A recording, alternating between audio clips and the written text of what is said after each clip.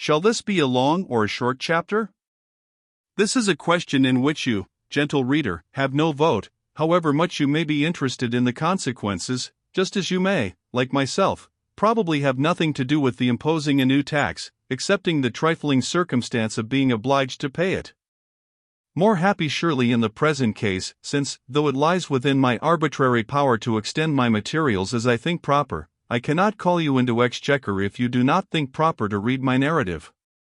Let me therefore consider. It is true that the annals and documents in my hands say but little of this Highland chase, but then I can find copious materials for description elsewhere.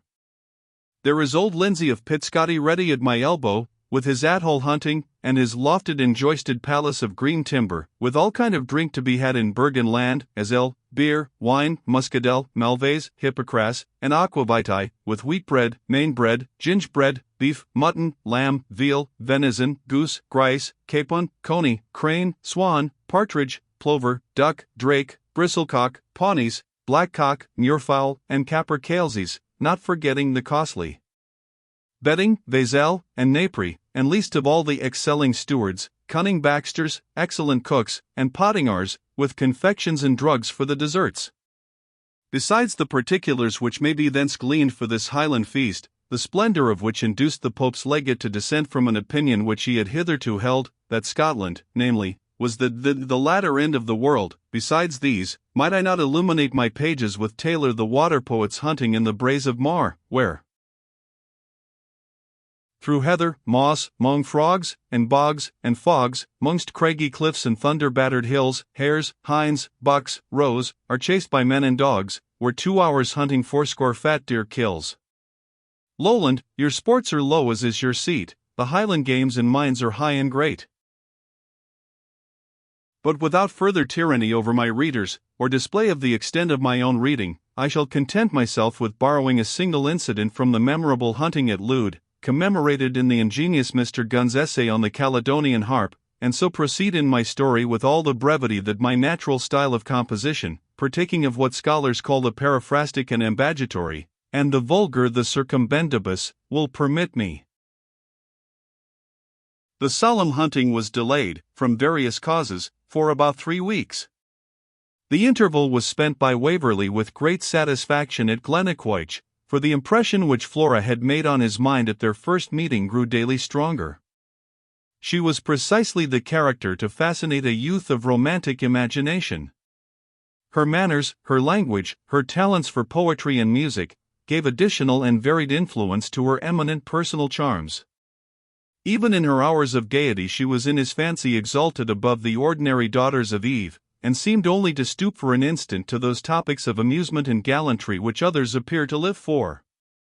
In the neighborhood of this enchantress, while sport consumed the morning and music and the dance led on the hours of evening, Waverley became daily more delighted with his hospitable landlord, and more enamored of his bewitching sister. At length the period fixed for the grand hunting arrived, and Waverley and the chieftain departed for the place of rendezvous, which was a day's journey to the northward of Glennaquoich. Fergus was attended on this occasion by about 300 of his clan, well armed and accoutred in their best fashion. Waverley complied so far with the custom of the country as to adopt the trews. He could not be reconciled to the kilt, brogues, and bonnet, as the fittest dress for the exercise in which he was to be engaged, and which least exposed him to be stared at as a stranger when they should reach the place of rendezvous. They found on the spot appointed several powerful chiefs, to all of whom Waverley was formally presented, and by all cordially received. Their vassals and clansmen, a part of whose feudal duty it was to attend on these parties, appeared in such numbers as amounted to a small army. These active assistants spread through the country far and near, forming a circle, technically called the Tinchel, which, gradually closing, drove the deer in herds together towards the glen where the chiefs and principal sportsmen lay in wait for them. In the meanwhile these distinguished personages bivouacked among the flowery heath, wrapped up in their plaids, a mode of passing a summer's night which Waverley found by no means unpleasant. For many hours after sunrise the mountain ridges and passes retained their ordinary appearance of silence and solitude, and the chiefs, with their followers, amused themselves with various pastimes, in which the joys of the shell, as Ossian has it, were not forgotten. Others apart sat on a hill retired, probably as deeply engaged in the discussion of politics and news as Milton's spirits in metaphysical disquisition. At length signals of the approach of the game were descried and heard. Distant shouts resounded from valley to valley, as the various parties of Highlanders, climbing rocks, struggling through copses, wading brooks, and traversing thickets, approached more and more near to each other, and compelled the astonished deer, with the other wild animals that fled before them, into a narrower circuit. Every now and then the report of muskets was heard, repeated by 1,000 echoes. The baying of the dogs was soon added to the chorus, which grew ever louder and more loud. At length the advanced parties of the deer began to show themselves, and as the stragglers came bounding down the pass by 2 or 3 at a time, the chiefs showed their skill by distinguishing the fattest deer, and their dexterity in bringing them down with their guns. Fergus exhibited remarkable address, and Edward was also so fortunate as to attract the notice and applause of the sportsmen. But now the main body of the deer appeared at the head of the glen, compelled into a very narrow compass, and presenting such a formidable phalanx that their antlers appeared at a distance, over the ridge of the steep pass, like a leafless grove.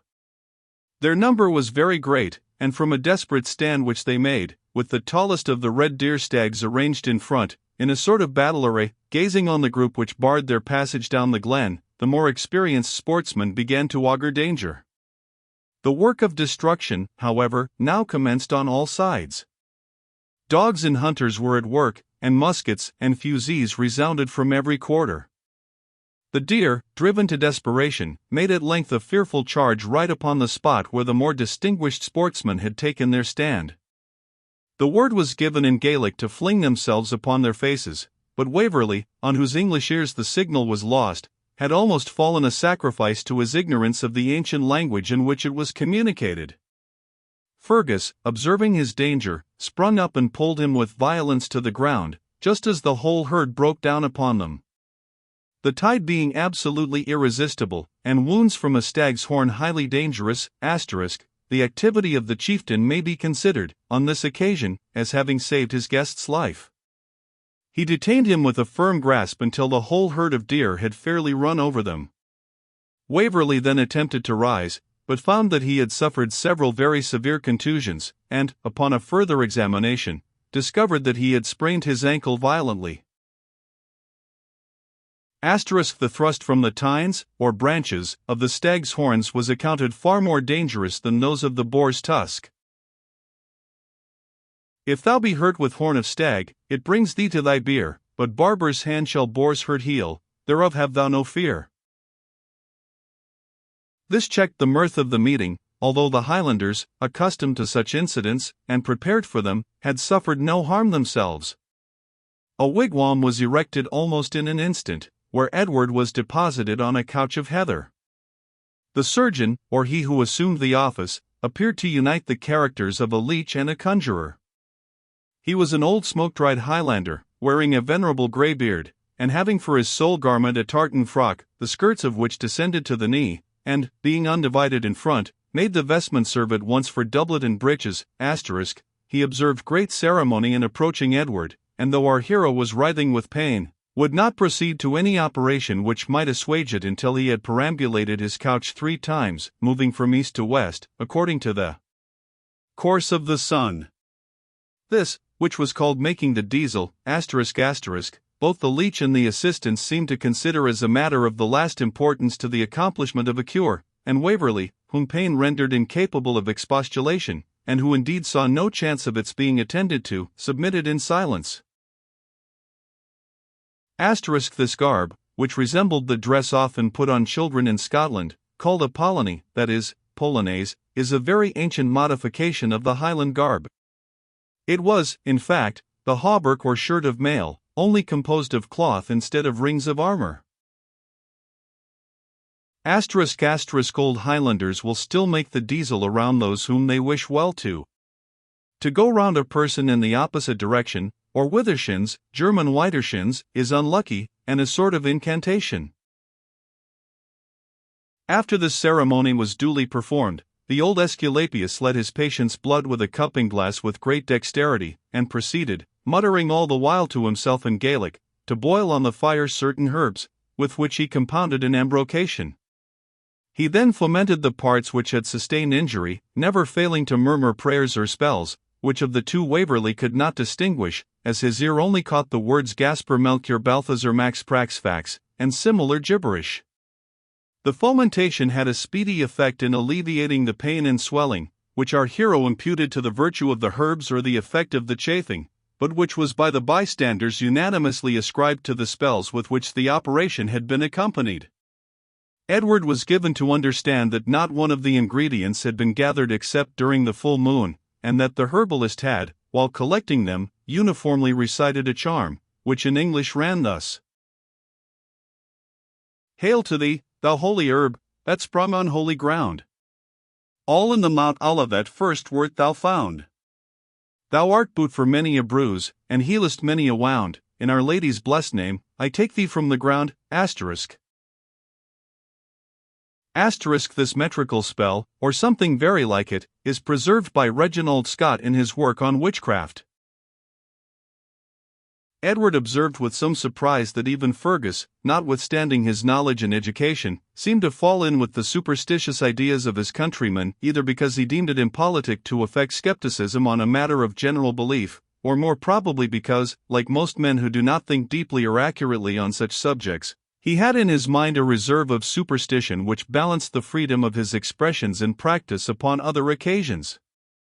Waverley made no commentary, therefore, on the manner of the treatment, but rewarded the professor of medicine with a liberality beyond the utmost conception of his wildest hopes. He uttered on the occasion so many incoherent blessings in Gaelic and English that Mac Ivor, rather scandalized at the excess of his acknowledgments, cut them short by exclaiming, Sud Mailmoloich Ort. That is, 100,000 curses on you, and so pushed the helper of men out of the cabin. After Waverley was left alone, the exhaustion of pain and fatigue, for the whole day's exercise had been severe, threw him into a profound, but yet a feverish sleep, which he chiefly owed to an opiate draught administered by the old Highlander from some decoction of herbs in his pharmacopoeia. Early the next morning, the purpose of their meeting being over, and their sports damped by the untoward accident, in which Fergus and all his friends expressed the greatest sympathy, it became a question how to dispose of the disabled sportsman. This was settled by Mac Ivor, who had a litter prepared, of birch and hazelgrey, which was borne by his people with such caution and dexterity as renders it not improbable that they may have been the ancestors of some of those sturdy Gael who have now the happiness to transport the belles of Edinburgh in their sedan chairs to 10 routs in one evening. When Edward was elevated upon their shoulders, he could not help being gratified with the romantic effect produced by the breaking up of this sylvan camp. 25. On the morrow they made their biers of birch and hazel grey. Chevy Chase. The various tribes assembled, each at the pibroch of their native clan, and each headed by their patriarchal ruler. Some, who had already begun to retire, were seen winding up the hills, or descending the passes which led to the scene of action, the sound of their bagpipes dying upon the ear. Others made still a moving picture upon the narrow plain, forming various changeful groups, their feathers and loose plaids waving in the morning breeze, and their arms glittering in the rising sun. Most of the chiefs came to take farewell of Waverley, and to express their anxious hope they might again, and speedily, meet, but the care of Fergus abridged the ceremony of taking leave. At length, his own men being completely assembled and mustered, Mac Ivor commenced his march, but not towards the quarter from which they had come. He gave Edward to understand that the greater part of his followers now on the field were bound on a distant expedition, and that when he had deposited him in the house of a gentleman, who he was sure would pay him every attention, he himself should be under the necessity of accompanying them the greater part of the way, but would lose no time in rejoining his friend. Waverley was rather surprised that Fergus had not mentioned this ulterior destination when they set out upon the hunting party, but his situation did not admit of many interrogatories. The greater part of the clansmen went forward under the guidance of old Ballincarrick and Evan Dhu Maccombich, apparently in high spirits. A few remained for the purpose of escorting the chieftain, who walked by the side of Edward's litter, and attended him with the most affectionate assiduity. About noon, after a journey which the nature of the conveyance, the pain of his bruises, and the roughness of the way rendered inexpressibly painful, Waverley was hospitably received into the house of a gentleman related to Fergus, who had prepared for him every accommodation which the simple habits of living then universal in the Highlands put in his power. In this person, an old man about 70, Edward admired a relic of primitive simplicity. He wore no dress but what his estate afforded. The cloth was the fleece of his own sheep, woven by his own servants, and stained into tartan by the dyes produced from the herbs and lichens of the hills around him.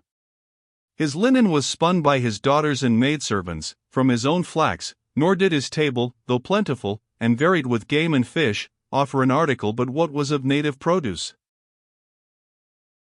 Claiming himself no rights of clanship or vassalage, he was fortunate in the alliance and protection of Vich Ian Vohr and other bold and enterprising chieftains, who protected him in the quiet unambitious life he loved.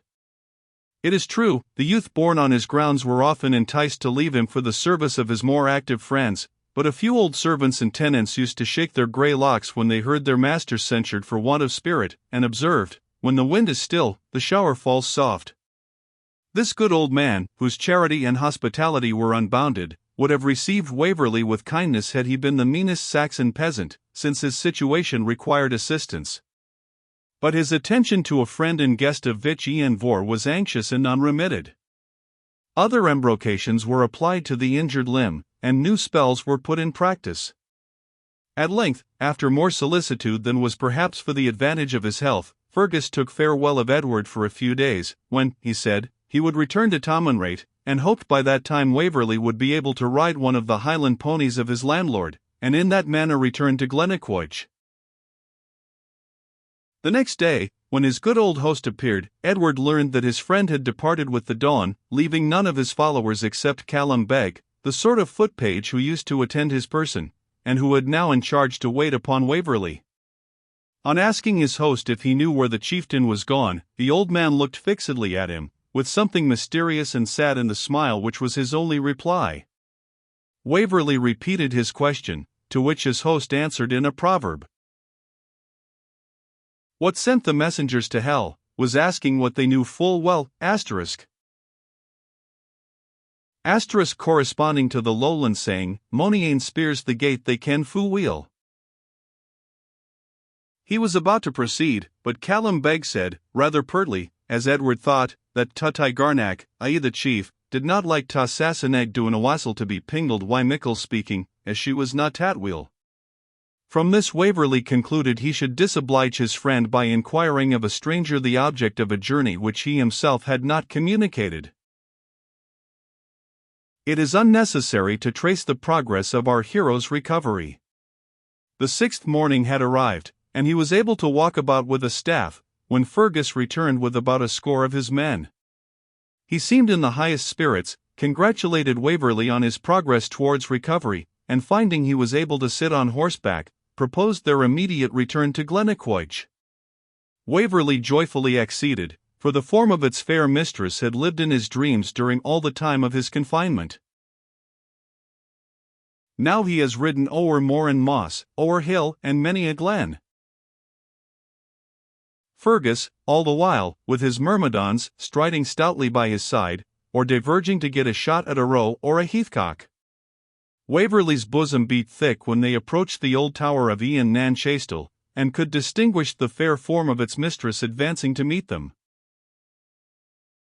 Fergus began immediately, with his usual high spirits, to exclaim, Open your gates, incomparable princess, to the wounded Morabinderez, whom Rodrigo de Narvaez, constable of Antequera, conveys to your castle, or open them, if you like it better, to the renowned Marquis of Mantua, the sad attendant of his half-slain friend Baldovinos of the Mountain. Ah, long rest to thy soul, Cervantes! Without quoting thy remnants, how should I frame my language to befit romantic ears? Flora now advanced, and welcoming Waverley with much kindness, expressed her regret for his accident, of which she had already heard particulars, and her surprise that her brother should not have taken better care to put a stranger on his guard against the perils of the sport in which he engaged him. Edward easily exculpated the chieftain, who, indeed, at his own personal risk, had probably saved his life. This greeting over, Fergus said 3 or 4 words to his sister in Gaelic. The tears instantly sprung to her eyes, but they seemed to be tears of devotion and joy, for she looked up to heaven and folded her hands as in a solemn expression of prayer or gratitude. After the pause of a minute, she presented to Edward some letters which had been forwarded from Tully Veolan during his absence, and at the same time delivered some to her brother. To the latter she likewise gave 3 or 4 numbers of the Caledonian Mercury, the only newspaper which was then published to the north of the Tweed.